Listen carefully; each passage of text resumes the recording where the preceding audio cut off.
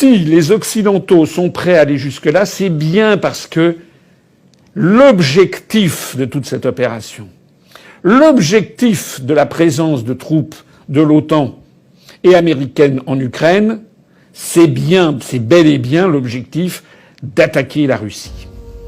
Il faut bien comprendre que le territoire russe serait en partie préservé d'une guerre nucléaire. Il faut bien comprendre que c'est la vieille Europe qui serait la première détruite. Et tout ça pourquoi ? Pour permettre à l'Ukraine d'entrer dans l'OTAN. Disparition, l'assassinat de centaines de millions de personnes.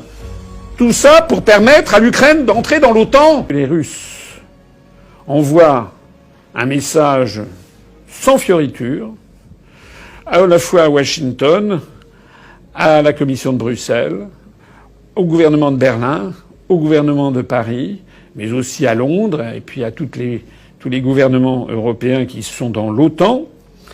Les Russes viennent d'envoyer un message comme quoi qu'il arrive, ils ne laisseront pas passer l'Ukraine dans le cadre de l'OTAN. Je l'ai déjà dit 10 fois lors d'interventions télévisées.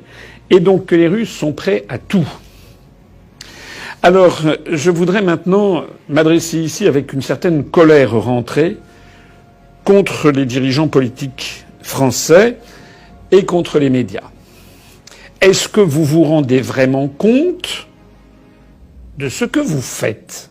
Alors moi, je dis ici à tous les Français qui m'écoutent, nous avons affaire à la première puissance nucléaire planétaire. Nous avons affaire au peuple russe. Nous n'avons pas affaire uniquement à Vladimir Poutine. Nous avons affaire à toute la hiérarchie militaire, tout l'état-major russe.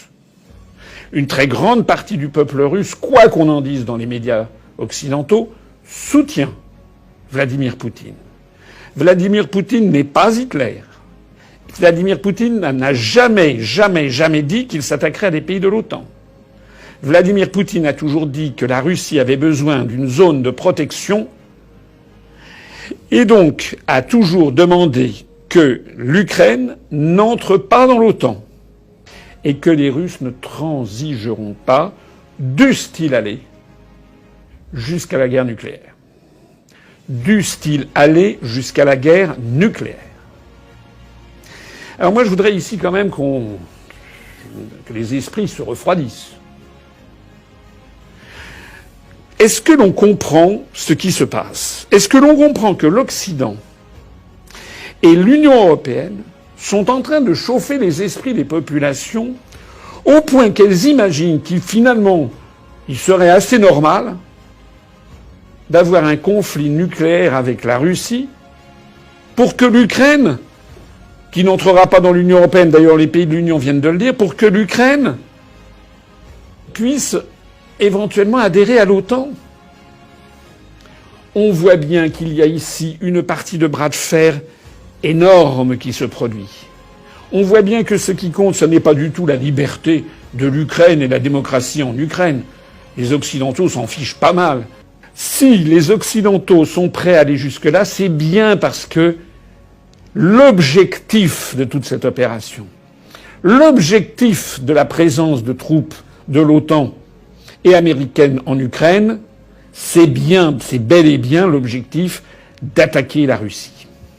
Nous voyons s'envoler le prix du gaz, du pétrole, des hydrocarbures, bientôt le prix des céréales, ça a déjà commencé, le prix de tous les métaux est en train de flamber, l'inflation arrive, l'inflation gagne, le niveau de vie des Français va rétrograder à toute allure, et tout ça pourquoi ?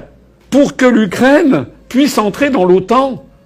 Il est absolument inadmissible que nous risquions d'entrer en conflit nucléaire avec la Russie pour des raisons qui échappent complètement au peuple français. Est-ce qu'on se rend compte de ce que ce serait une guerre nucléaire ? Est-ce que les Français s'en rendent bien compte, notamment les jeunes générations ? Est-ce qu'ils se rendent compte de l'horreur qu'a représenté le bombardement à Hiroshima ou à Nagasaki ? Ils y sont déjà allés pour voir ce qui s'est passé. 70 000 personnes mortes en une seconde à Hiroshima. Et 190 000 avec le temps. Et à Nagasaki, à peu près pareil. Et c'était des petites bombes. Par rapport aux puissantes bombes thermonucléaires.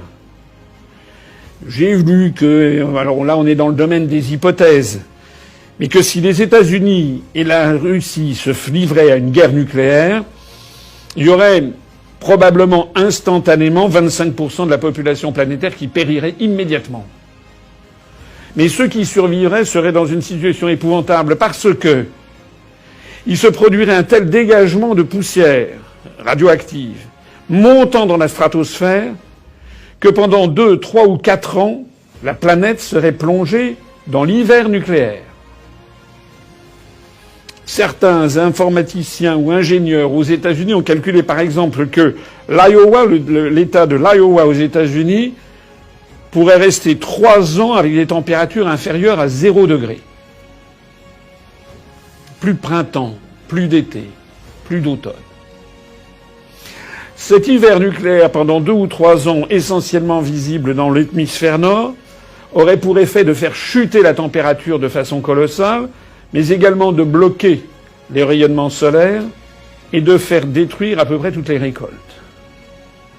On estime, j'ai vu ça, que 97 à 99% de la nourriture disparaîtrait en France, au Royaume-Uni.